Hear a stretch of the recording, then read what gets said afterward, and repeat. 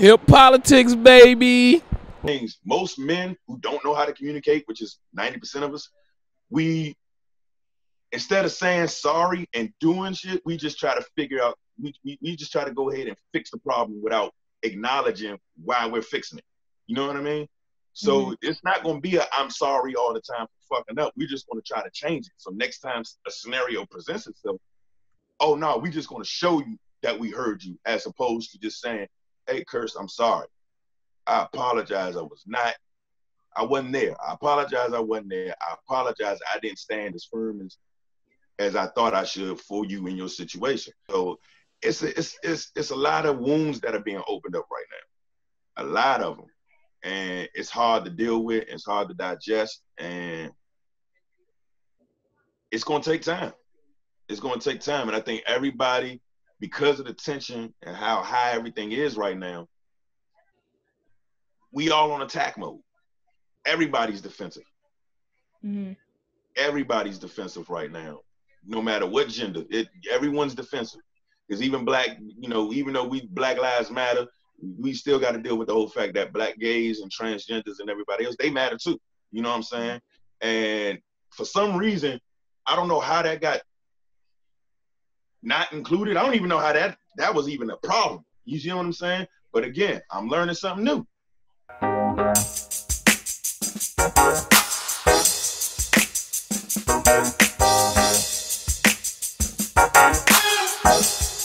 Two, one. What up, what up, what up? Happy day after Juneteenth. Happy day after Juneteenth. I hope all your kente cloths are washed. I hope all your kente cloths. Man, that introduction sucked. I'm sorry, y'all. But look, June 20th. Your host here, Dwayne Watts. On this side of me is Kirsten. Down bottom is KP. And then the cuts Cam. And this is the Connect. So, hello. How did y'all celebrate y'all Juneteenth, man? What was going on with y'all? What y'all do? I didn't do anything special. I came and visited my family. So I guess that's the special thing. Everybody just get together with their family and friends and fellowship. So that's about it, though. It was definitely a tsunami of cookouts yesterday. I heard fireworks yesterday. Oh. Definitely heard the fireworks. Man, what? I was in Southeast. I couldn't tell which was which for a hot second. You know what I'm saying? I couldn't tell which was which, but I was comfortable. You know what I'm saying? So, yeah, I had that. What's up with you, Kayla? What you do? Oh. You're on mute. Okay, can you hear me now? Yeah. So I didn't work yesterday, which was great. I definitely took off just to kind of reflect on just Juneteenth as a holiday as a whole. I've never really took off a day just for Juneteenth, so it was the first time. So I was really excited that I'm about to start a new tradition. And then my friends and I, we hung out. That's basically it. We hung up on his rooftop. We saw the fireworks, a couple drinks. It was just mad chill. It felt like 4th of July. So I'm really excited about that. I won't be celebrating 4th of July, honestly. So yeah, it was really good vibes, good energy. Got to be with my friends who we haven't really been together in a very long time. Right. So yeah, it was just good vibes, good energy. And I feel like I learned so much in regards to Juneteenth as a whole. I guess I never really looked in depth of why June 19th was such a significant day in regards to the General Granger going to Texas and how the news, it kind of spread very slowly 2 years after the Emancipation Proclamation. So I'm like, wow, that's dope. But then also, how salty would you be if you were the slaves in Texas and you're y'all was free with 2 years? 2 years? That's the thing. Everybody knew but the slaves. But they didn't want them to know. They didn't want them to have a clue that they were free. So, that's just how ridiculous racism is. So I heard we's free. No, I'll keep working. Okay. It's just sad when you think about it. For 2 years they was like that. You sure? I swore I heard. No, keep working. All right, cool. That's crazy, man. And I think, what's crazy? Another crazy thing is that because of where we at on the Mason-Dixon line, a lot of people from here on up north had no clue what Juneteenth really was. You understand what I'm saying? They didn't really know it was really celebrated. Now, the further south you go, especially in Texas, oh no, they celebrate Juneteenth. Yeah, definitely growing up in the South, there were always Juneteenth celebrations. Like it was like random Black people would just invite you, hey, you should come to our Juneteenth program we're having. So even if you didn't necessarily know what it means, you heard Juneteenth before. You just may not have known what it was because they don't teach it in schools. So unless like you have family members who teach you about it or people in your community teach you about it, then you wouldn't know. Right.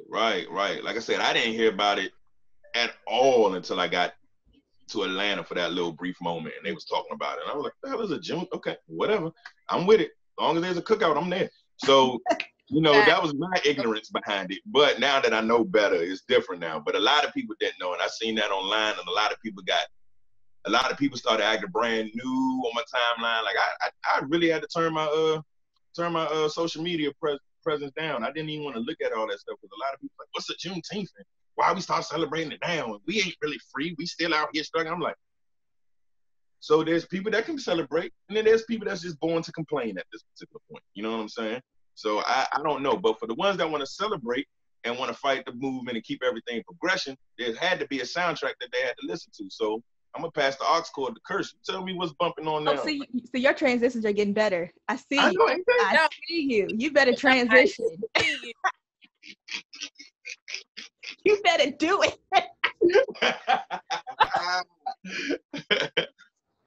I like that. Okay. So there were a few projects released this week. First one is Wale's The Imperfect Storm. That was an EP, so that was about 6 songs. Right. And then we had Snow on the Bluff by JCole, which was a single that he released, and there's a lot of conversation about that single. But first, did y'all listen to the Wale EP? Yeah, I definitely listened to it. I definitely gave it a shot. I thought it was like, okay, this is a nice little quick project, and then I, listening to I'm like, hey, Slim always got, but Wale always got something to say. He always got something. Always. Wale's always been very vocal. I mean, that's the thing. I used to work at a radio station for 5 years, and Wale used to come to the radio station very often. And Wale has been the same Wale since he was just a local DC artist to now. And so it's the same passion, it's the same lyricism, it's the same overall projects, and just the feel of his music. He always talks about what's current. Like if you listen to the EP, it's all stuff that's happening now. And I just think Wale is dope. I think he's extremely underrated. What was your favorite song? I'm saying that because I'm from the DMV, but I just think he's underrated as a whole. Oh, definitely. What was your favorite song? I like Moving Different. Which one was it? Which track? Now you got me looking up the track list. No, same. Hold up. I think it was that last one. It had that African beat. What is it? What's the name of it? Hold up. I bang with Moving Different. I bang with the first track, to be honest with you. Majo. It set the tone. It set the tone for the next. I was like, okay, so what we going to hear next? And every last one, everything after that, I thoroughly enjoyed it, man. Yeah, the last record was called Majo. I think I'm pronouncing that incorrectly, but I think that was my favorite one on the track. But I mean, you can listen to the whole EP straight through. You don't have to skip anything. And it just tells a story as it goes. No skip. Yeah. And then next is JCole, which we were talking about that earlier, Snow on the Bluff. I mean, I get both sides. People were mad that he was referencing an artist named NoName, who I wasn't really familiar with until this happened. But apparently she's very lyrical, and I think she might be with Chance the Rapper's camp. I'm not sure, don't quote me on that. But evidently she put out a series, I don't know if they were tweets or a record, and I guess JCole felt that she was referencing him. And so he kind of did this record, and I guess in response to her, which she never said his name. So I don't know how he would feel like she was referencing him particularly, but anyway, he did. And so he references her tone in the song, or her tonality in the song, and that's what a lot of people didn't like. Basically insinuating that, maybe if she changed her tone and kind of played down her language, maybe people would rock with her a little bit better, or maybe understand her better, because they felt like she may be too critical of other Black voices. That's what I took from it. But I had to listen to the song and then go read articles and then go read the lyrics. So, because he was rapping very fast in the song, and I was like, I don't know everything he's saying. Let me go read. Yeah, that's why I guess the cover album had the lyrics on it too. Yeah. Specifically for that. So I don't know. My fault. I didn't mean to cut you off. Oh, go ahead. What y'all think? Yeah. I felt the same way. I definitely see both sides. But my thing in regards to this cancel culture as a whole, it pushes more of us towards groupthink, and people are sometimes afraid to like voice their opinions. And that's very dangerous territory to get into. And I think just as a whole that we do need to help understand like other people's perspectives, even if like people are always going to take something a different way.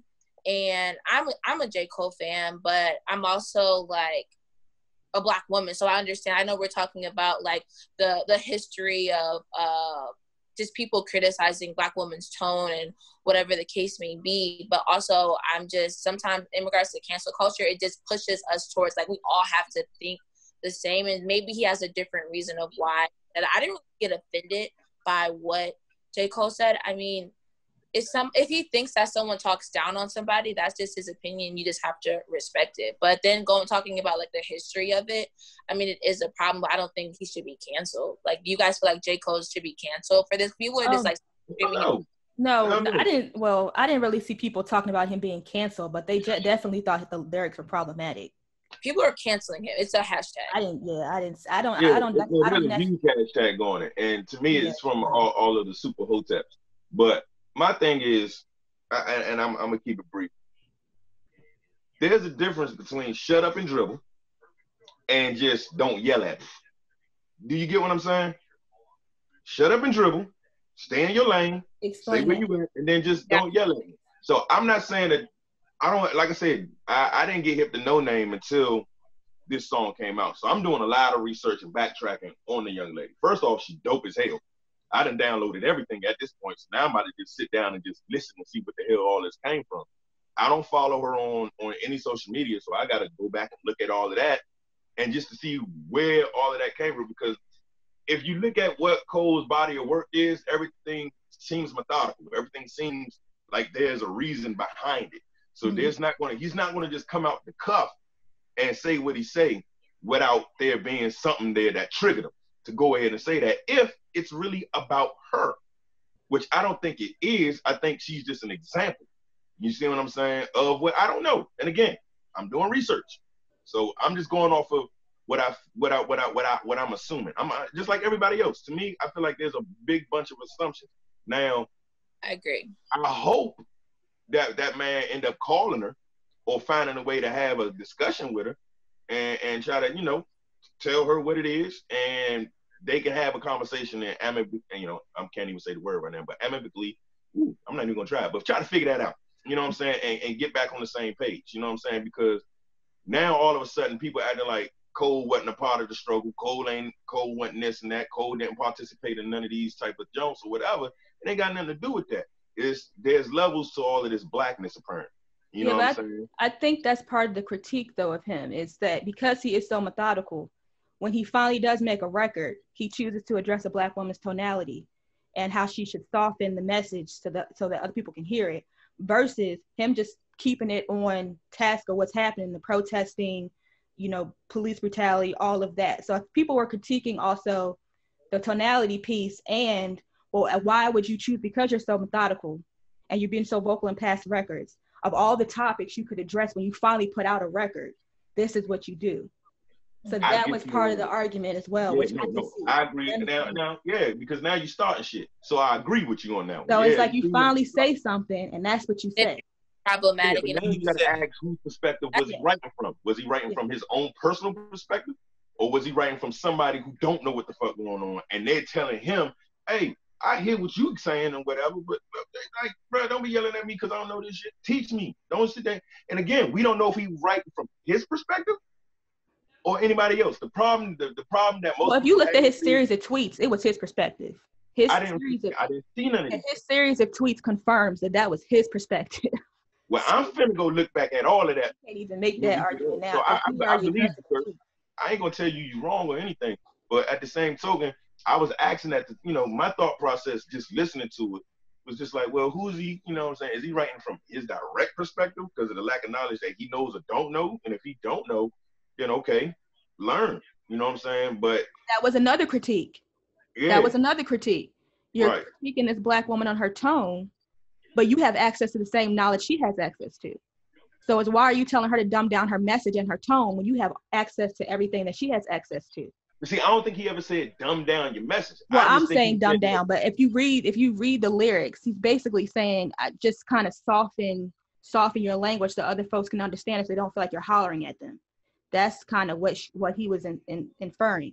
But I mean, it's the truth. Like, you have access to the same information she has access to. And I thought right. that was. And if I feel like you yelling at me, I'm gonna address it. Yeah, I thought it was interesting that he said of himself is that, well, I'm not as woke as y'all think I am. But it's like, but you have access to everything else that. Yeah. I did feel like Say it again, Ken. I said that felt like a cop out. And then the other thing, exactly. I agree with you on that. The timing. The young lady, the activist that was found dead happened Tuesday. I don't want to say her name. Oluwatoyin. Toyin. Toyin. You talking about Toyin? Yeah, here. I'm putting it on the screen right now. She was found dead on like June 15th, June 16th, and then he drops this like a day later. Yeah. So it was kind of like, bruh, the timing couldn't have been worse. Yeah, you got to read the room, as they say. You got to read the room. Oh, that's what we see. I tell every new comic that, bro, don't go in with your jokes, but read the room, see what you're working with, and see if your jokes or whatever you finna talk about fits the audience that you're in front of. You know what I'm saying? So yeah, he definitely had a reading the room issue, if anything, because again, to me, the song is great.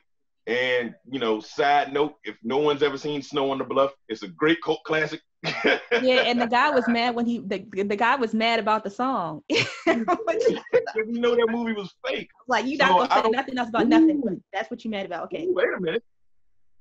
Why did he call it Snow on the Bluff then? Ooh, I'm sorry. I just literally had an epiphany because I seen that. And when you saw it, it felt like it was a legit, like a reality show. It felt like they was just following this thug around. Like, they did so good at how bad the movie was, but how good I don't know. So now it's starting to, everything's starting to make sense. What you thinking now though? So that's all my brain churning. So I don't want to get all of it wrong, but I'm sitting here thinking, like, I'm comparing what the movie was and how real it was and how, like, when I saw it, I'm like, damn, it really be going on like that over there? And then you come to find out, like, no, we made all that up. That wasn't real. That wasn't real at all. None of that took place. So that goes back to what you said. He's methodical. So if you're so methodical, I was messing with how do you about it? I got nothing to say right now. I really gotta so now you see that he's how he's maneuvering, and then saying, I don't know why y'all mad. I just you're right, Curse. Okay, right. JCole. I love you, but okay, JCole. All right, brother. You got some explaining to do. Changes everything, I think. Like, I would, from your perspective of the timing is definitely off. Right. Just as a prominent figure, after all these things that are going on, why is this your main focus? I guess, like, we need to have more conversations about this because you guys are kind of opening up, like, my eyes to, like, more things that could have been on the put on the back burner that I wasn't really looking into prior to this conversation. Yeah. I was like, why is it's just his perspective of how he feels about somebody, but not really, like you said, reading the room. Like, we're going through a whole revolution right now, and this is your main thing that you're focusing on. Yeah, the song is like an onion. It has so many different layers when you just start peeling stuff back. Yeah. Great analogy. That's exactly how it feels. Yeah, it's yeah. So, that was a deep dive. We just did a deep dive. Okay. What's next? I'm trying to figure it out though. I think you said like hella time. Like the first time I listened to it, I was like, I don't even get it. Mm-hmm. Like, why is everyone talking about this? But like I said, I had to read articles. So maybe that's it. Well, I mean, I know we talked about this. Just to lighten it up a little bit, because this don't just like kind of messing me up. And yeah, this really like making me. I'm going to do when we done with this. We're going to talk some more about this. Something else I'm missing. I must be missing something. But what I'm not missing, I know we talked about the song last week, but it's still trending today, and that's Lil Baby's last song that he came out with. And I can't remember, the title is slipping me for whatever reason. I hate that when it happens. The bigger picture. Really like the bigger picture. It's called The Bigger Picture. Now the reason why I'm bringing this up, because like I said, my era of hip hop is really not tuned into these guys. You know what I'm saying? I try to give these guys a chance, but it's not really tuned in. I know we talked about it last week, but I just wanted to share this again, man. I was with a group of folks, a group of grown people that don't listen to this man at all. We was at a gathering the other day, and we was just watching random videos. And I was like, hey, man, put in that Lil Baby jump. It was like, what, Lil Baby? I was like, trust me. And I said, shut up and listen to him.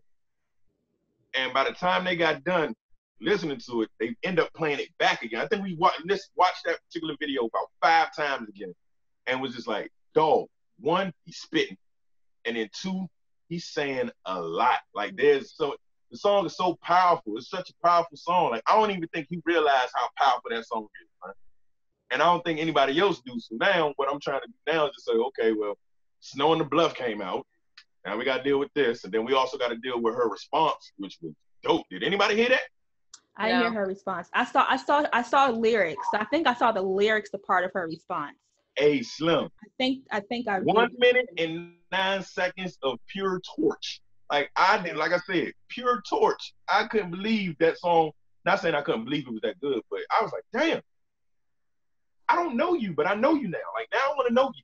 Like, cause I didn't know you was spitting like this. I had no clue. No, song 33. Yeah. And then I might have heard it, because I think I just read the lyrics to us. I don't think I actually heard the music behind it. I think she probably put no more than 8 bars. Yeah, okay, then I did read it. Okay. I think maybe 4 to 8 bars that she mentioned Cole, and the rest of it was, while you thinking like this is going on. So she feeding you knowledge at the same time she's checking you at the door. And it's like, I say, ooh, all of this animosity, I need to hear something different to bring us back. And that's why I'm bringing back Baby. I'm bringing Lil Baby back up because, yeah, man. Yeah, we starting to see this little division on accident. I don't think it was purposeful, but I think everybody's tensions is so high right now that, boom, this song needs to get brought back up. And the title says it. There's a bigger picture than it. Don't get mad at, you can get mad at Cole. Put it in the back of your head, just like I'm going to do my research to make sure I know where I stand on the side of this particular argument. But at the end of the day, we got a bigger picture. It's a bigger picture, man. We got a bigger fish to catch. So I think it's good for us to really, stay on task and know what's going on and learn what's happening around us, because it's a lot that's going on politically and everything. Am I right, Kay? Yeah. Right. Tell us what's going on now. So this is a game. Did you write these transitions down? Right. No, we love I'm to running see on 3 hours of sleep. Let's go. process. We love to see it, honestly. So on Wednesday, Tim Scott, the senator of South Carolina, he is the only Black Republican. He introduced his legislation regarding police brutality with his other Republican colleagues, and it's called the Justice Act. So it's similar to the legislation that was introduced by the House Democrats. So I'm just gonna talk about some of the things that he talks about in the legislation. So one of the main things that's kind of similar to the House Democrats is kind of strengthening the training for police officers. My only thing in regards to what strengthening the training looks like is who's going to enforce this. So a lot of the things, it's in regards to the Department of Justice as a whole, how are trainings and how are a database, how is that going to be enforced? So that's my only, opposition to both legislations. But that's one thing that they talk about. Also ending the practice of chokeholds. But I know there was 2 different things. It was ending the practice of the chokeholds and the no-knock warrants. So the no-knock warrants isn't in the Senate bill, but it is in the House Democrat bill. The Republicans are like, they're 110% for no knock warrant. So that's like a difference that we've seen between the two legislations. Another thing is a database that lists all of the misconducts that police officers have. So say that you were to kill somebody, you have all these different complaints against you in Kentucky, you can't go to Florida without them bringing it up or talking it through. So it's going to be a database. They didn't say how it's going to be enforced, how the privacy is going to work. So that's something that a lot of people are questioning. And is it going to start fresh, or people have to put, or each police department has to put in the former misconducts of officers over the past like year or so. So they haven't really set a starting date when that misconduct would happen. What else? A lot of things in regards to like accountability, just ensuring that like body cameras are being used properly, which we're starting to see more and more, that some officers tend to like turn off their body cameras, and having like a disciplinary action against any officer who does turn off their body camera, and kind of giving a time frame of when you turn it on and when you are allowed to turn it off. So those are like a few couple points in regards to the Justice Act. A lot of people think it's like a good step in the right direction, because when have we ever seen the Republicans or the White House even address police brutality as a whole? I mean, it's not a perfect piece of legislation, but Trump is in favor of it. So I think it's a good start. We can just continue to fight for more things as time goes on. But I don't want to be super appreciative of the bill, but I do think that it's a good start that we're addressing it at a national level. So how are you guys feeling in regards to legislation? Because I know a lot of people have been pushing, like, there needs to be more legislation in place that protects us. So do you feel like this is a good start? Do you feel like we need to demand more? Do you feel like the Democrats, they need to just go forward and support this legislation, negotiating? Like, how are you guys feeling? I'm gonna let you go, Kurt. I'm still thinking about that. I think it's a good start. I do think it's bipartisan, so everybody needs to be involved, Democrats and Republicans. But I think it's a good start. But all of this sounds great. But if the police departments aren't going to hold people accountable, and if they're going to try to push things under the rug and, you know, take things out, then it's not going to work. Because, I mean, they supposedly have rules in place at these departments as it is for misconduct. But the issue is enforcing those provisions, and as well holding the officers accountable, which they don't do. So it still would rely on the powers that be in those police departments to do their job and to take these complaints and these issues seriously enough to actually put them in databases, to actually charge these officers with felony charges. Like, that's the part that's the issue. The issue is, are the powers that be in these local police departments, state police departments, county police, county sheriff's offices going to do their part in holding their people accountable? Because none of this means anything if that's not going to happen. Yeah. And I think that's where my problem lies in with all of this. It's like, what's the sincerity behind all of this? Like, why are y'all really doing this? Are y'all doing this because it's the right thing, or you just want us to shut the fuck up? You know what I'm saying? And you want us, and I get, and it's one of them things that I get, I can say to myself, I understand it's politics, but then it's just be like, no, but certain shit is common sense, bro. Like, certain things is common sense. Like, if I get complained, where I work at, if I get one complaint, that's a write-up. If I get multiple, I'm gone. But you are known for beating the shit out of people in certain areas. And all of these people have went to your office. They got your badge number. They did the right thing. And all they do is see you driving in your police car the next day, working, earning your salary, knowing that at the end of the day, 20 years in, you're going to get your pension, and so on and so forth. Like, there has to be, like, why is accountability so goddamn hard to get? Like, you feel what I'm saying? Like, why is it so hard to just, you know that y'all fucking up, or, you know, and I'm cursing more right now. It's pissing me off when I think about it, but it's like, you know, you dude, you know you're wrong. Yeah. And there's going to be consequences to your actions. So why are we sitting here having a big Senate and House debate about something that's very common sense? Yeah. You know what I'm saying? And that's when the politics get involved, because these people pay this much for this, and I need to rub their backs, and they need to come over here and do this because, you know, I got. It's like, nah, bro. Like, if that's why I hated that decision the Supreme Court made and made businesses and their money tie into politics to a point where now, long as it don't matter, you know what I mean? Or I can't name the bill off the top of my head, Caleb, but you know what I'm talking about. And it's like, once the businesses really got involved in the politics like that, and they could put as much money as they want into it, everything changed. Yeah. Everything shifted. So now it don't matter what common decency is no more. The common decency has no place in America right now. Period. It's gone. It got bought.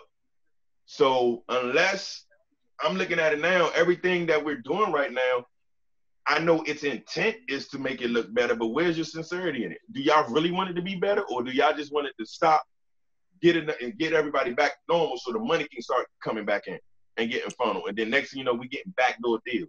All right, well, this allows them to be in the system, but only for this amount of time.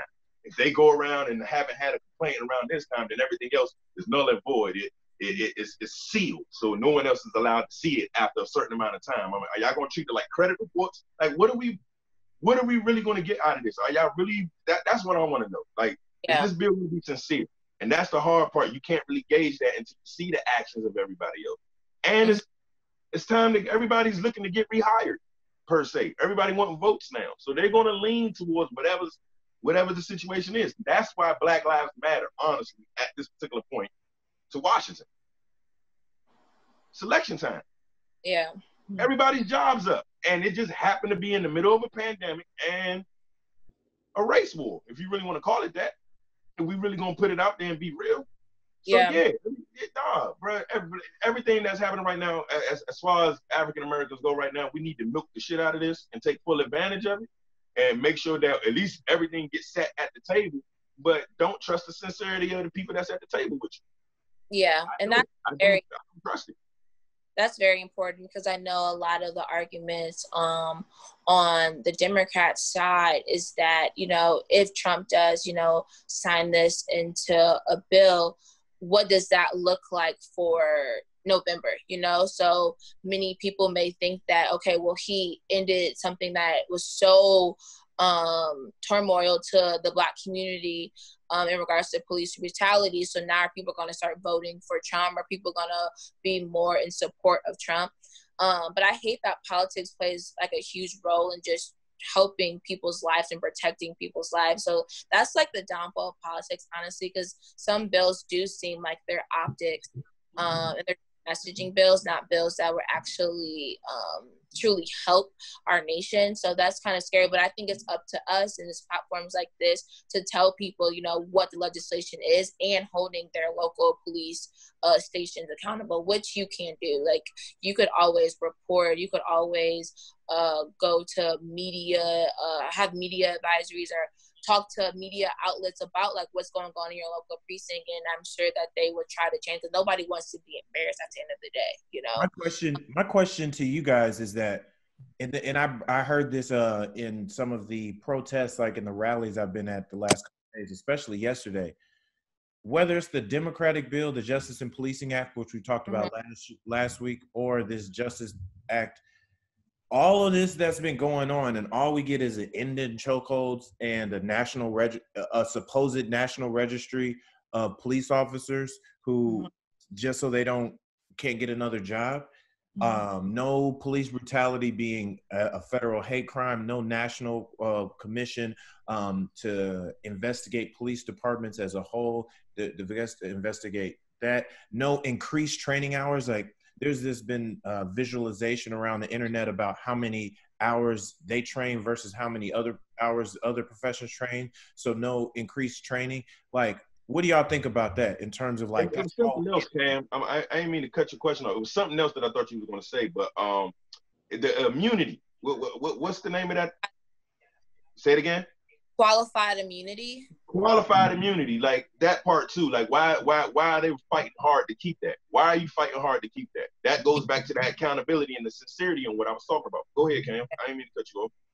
No, I'm asking you guys of like in terms of like, you mentioned this is an election year, so that's why something is being done. And to KP's point about like, oh, is this gonna play well for Trump? And the narrative is gonna be like, hey, he did a bunch to stop police brutality, but in reality, they're not talking about like, again, training, talking about the real ethics of police officers and like getting to the hearts and minds. In addition to that, the body cam thing may or may not pass. Like, we're getting such a watered down version, but there's going to be touted as a victory lap of like, we did something about police brutality. It's just not now. It shouldn't take 2 years for me to get a master barbering license and only 6 months to get him a badge and a gun and say, all right, going out there and protect us. That shit doesn't make any sense, you know? How is cutting hair harder than policing a whole country? How? That's where it goes back to, man. It's just like, it's weird to me. It's weird. I can't, that's why I'm speechless, right? I literally don't know how to answer that question because it's the sincerity, bro. Like, I don't believe it. Y'all, how y'all feel about it? I think that they're going to propose the bare minimum and then give us less than that. So. Yeah, for sure. They're for sure going to do. That's why they don't want. I feel about it. That's why they haven't put it in the Senate bill. Their argument against qualified immunity is that if an officer knows that he may be in a civil lawsuit for what he's about to do, that it takes too much time to act properly in the moment. So they said if an officer has a gun in his hand and he's about to shoot somebody and he thinks in his head like, oh, I may be in a civil lawsuit, and he thinks for 5 seconds and then the person on the other side shoots him, then that's just chaos that's going to happen. But it's so important for officers to think, you know, what am I about to do? Is it the right thing to do? So that's their opposition to the one of the oppositions to the qualified immunity proposal that the House Democrats introduced last week, which I'm for qualified immunity, but I think it help a lot. Like I said, now, Cam, while we still on this, I'm trying to remember her name. Now, if they actually adopt this bill into what they're trying to do, then I will see it. But recently, what came up after we talked about that situation in Buffalo 2 episodes ago, I believe, it also came up that and her name is slipping my mind, but it was a police officer who actually did the right thing. Her partner was actually choking somebody. What's her name? I forget what her name is, but she was in Buffalo. Yeah, she was from Buffalo, and basically she did the right thing, pulled old boy off of him, and got fired for it. And when she got fired, she was literally 1 year away from her pension. Fired, she had 5 kids at the time, and they dragged her name through mud. She couldn't get hired nowhere else, so on and so forth. And now her name is Carol Horn. Carol Horn. Yeah. Carol Horn. So now I guess they're about to start. They're trying to get the mayor to open up another investigation about her firing, and hopefully she can get her pension back, especially for the times of what's going on right now. But she has a law that she wants to put in place that holds pretty much everyone accountable. And if like basically the bill, what the law states is that if you're an officer and you see another fellow officer about to do some harm or causing it and you do not intervene, then there's consequences behind it. You see what I'm saying? Like it's consequence behind that. So it's a bill that basically forces you to do the right thing. So if you got main man handcuffed, there's no reason to choke him out. If this rule was already in place, Eric Garner will be alive, or at least he'll be alive, maybe with a new charge, but he'll be alive, and George Floyd will be alive, and countless others would be alive if this was already something that was in place. But see, the problem is common sense ain't common. You understand what I mean? So what she did was an act of common sense, and now we have to force that into a law to tell people, hey, you're choking them. This is why this so perplexes me. But if they was to adopt this bill and make that into law nationwide, then I can see, okay, they really about here trying to make some change. Because this one you can't avoid. You can't avoid that particular situation. You have to say something. If your partner off the hook for that particular day, I don't know, his girlfriend must have left him, and he came on duty and looking to whip ass on somebody, and you just happen to get pulled over and feel the wrath of him. If his man don't come over and get him off me, then his man is going to have an issue, just like he's going to have an issue. And I'd rather see that than to see what's happening right now. And I feel bad for that young lady because she one of the few, and it's not just her, it's more. It's definitely more that blew the whistle and then crossed that blue line and all that other type of stuff. And now they being shunned by their own. You get what I'm saying? For snitching. And they want us to stop telling everybody else to stop snitching. But y'all not even going to snitch on your own men and them yourselves. So, hey, pot, meet kettle. You understand what I'm saying? And it's like Slim, like, for real, you know what I mean?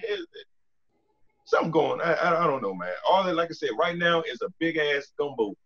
It's a stew, and it's slowly simmering, and it's gonna be food about to get served. We just gonna see to who, you know what I mean? We're gonna see how we gonna eat in this joint, man.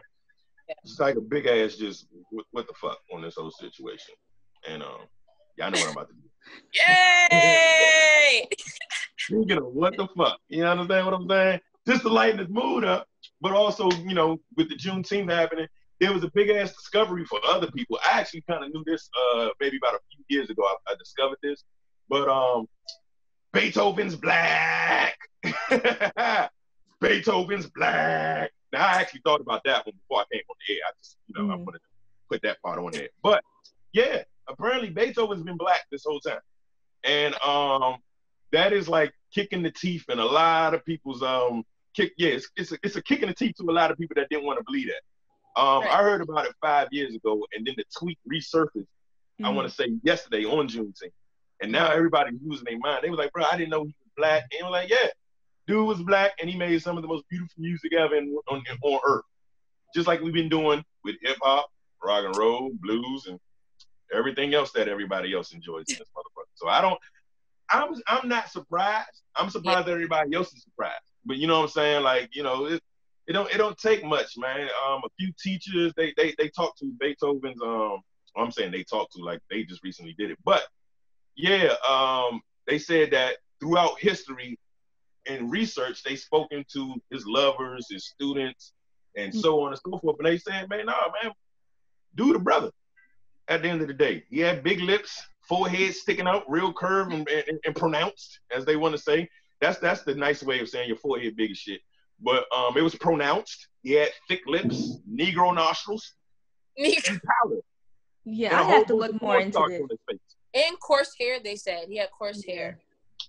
I gotta look more into this. I don't know. I've seen some people going back and forth, and it's been some black people going back and forth that study this kind of stuff, and they're like, I don't think he was black, but I gotta. I mean, it wouldn't surprise me if he was black, but I mean, well, he's mixed. If you really want to if you really want to be specific, because his mom was white, but his dad was black, or of the Moors, the Spanish Moors.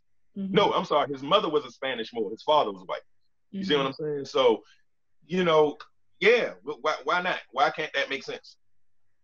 I mean, hey, it makes sense. Anthony Hamilton was black too, so You said Anthony Hamilton was black? Anthony Hamilton was black. You mean 20? Whoa, where Anthony Hamilton? Anthony Hamilton, as in Hamilton, the play, as in politics. Oh, really? Back in the day, he was from the Caribbean. He was West Indian. Shut up. Yeah, like if you go back and you look at his history, they saying he was black too, but he was passable. So Really, I did not know that. Yeah. I mean, I can believe it. I can believe people used to pass if they could pass. So. Yeah. Because I want to sit inside too. It's hot. You know what I mean? So I get it. I want some lemonade. Shit. You know what I'm saying? I get it, but damn, I did not know that. I did not. Cause when you say Anthony Hamilton, I'm like, Charlene Anthony Hamilton? Like, no. Of course he's black. You see his beard? It's not crazy. Charlene Anthony Hamilton. Oh, okay. All right. Shit. That was okay. Now I learned something. I did not know that Anthony Hamilton was a passable, I guess, a passable black. That's what history. That's what they're saying. That's wow, cool. that's crazy. It's cool that hopefully that the historians will catch up to like what's going on now, and we'll have like a for sure verification of Beethoven is Black or not. But I truly believe it. I know there's like a tweet like Twitter says Beethoven's Black, so I believe it. That's how I feel honestly right now. And I actually yeah, I seen that tweet too. I did read a few articles. Hold on, sorry. It's Alexander Hamilton, not Anthony Hamilton. See, I knew I was Alexander Hamilton. I was like, let me Google that real quick. Sorry, KP. No, you're fine. Alexander Hamilton. Sorry, y'all. Anthony Hamilton. I'm tripping. And ain't nobody chime in either. Y'all know I said. Y'all know we should have been asking. You saying yeah? Do you understand what I'm saying? I mentioned Charlene. I knew it was somebody Hamilton with an A. Okay. All right. Go ahead, KP. Sorry, my bad. Yeah. So when Twitter was like, if Twitter says Beethoven's Black, I'm gonna believe it. So I truly feel that way, honestly. But I also did look at some scholarly like articles in regards to like historians discussing Beethoven being Black in the features that Dwayne talked about earlier. So I mean, it just to show how powerful we truly are and how inspirational we have been for centuries, and how people try to, I think, whitewash history. And it's so important for us to like know more about like the ancestors that came before us. It's like crazy the fact that even Juneteenth, like we didn't even learn that in school. So hopefully the times that we're going through right now, this like revolution, that education is gonna be altered in a positive way where there's more Black history taught more than Martin Luther King Jr. Ooh, good Yeah, one. it's history is crazy, man. Like you said, you have to be aware of who's teaching the history, because You do. like it's so much whitewashed history that it's just insane. I learned about a neighborhood recently. I just came across an article talking about where Central Park stands at was actually a Black. I think it was on your page, wasn't it? Yeah, it was on my Insta stories. Yeah, that's where I learned it from. I'm learning.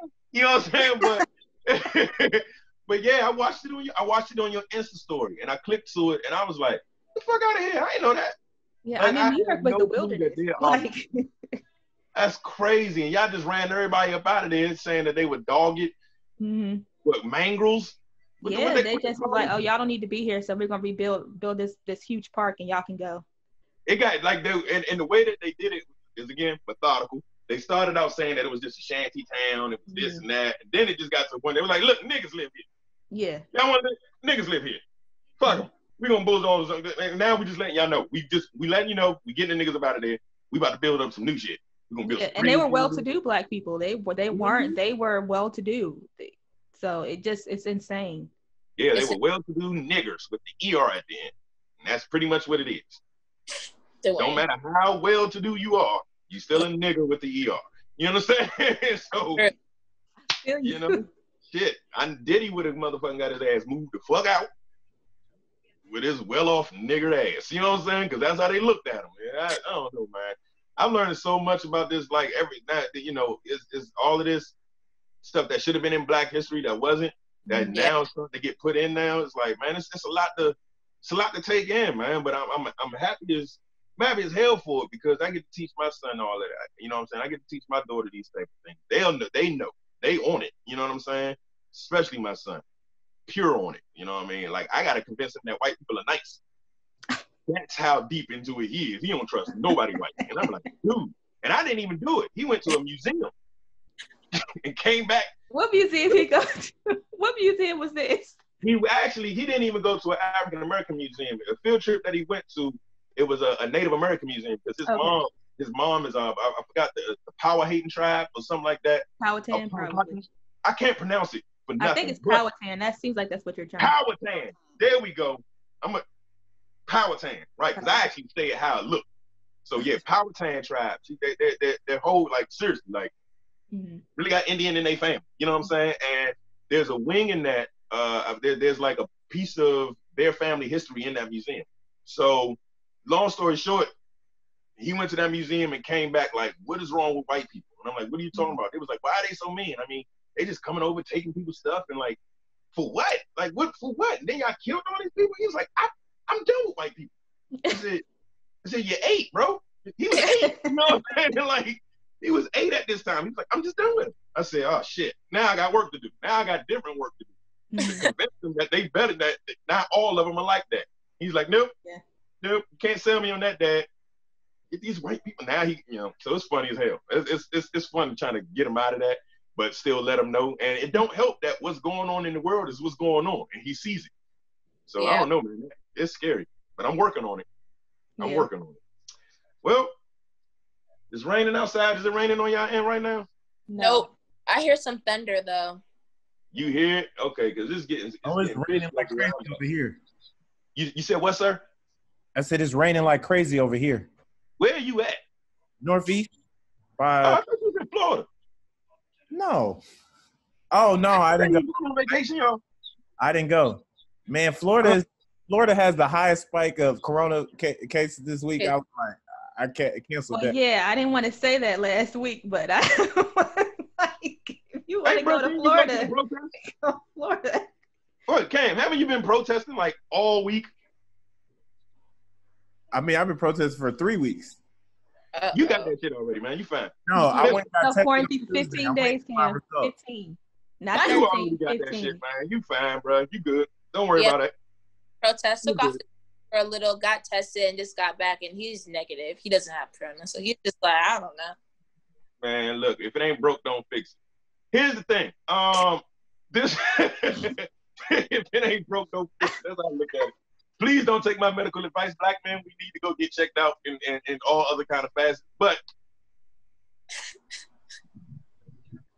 with that being said, today's episode was dope, mind-blowing, literally, because I learned a whole bunch today that I thought I knew coming in, and I didn't. So I'm grateful for today's episode. Again, we'll be back next week. Same bat time, same bat channel. I'm your host, Dwayne Watts. To my right is Curse. Down bottom is KP. And we got Cam in the cut. This is the Connect.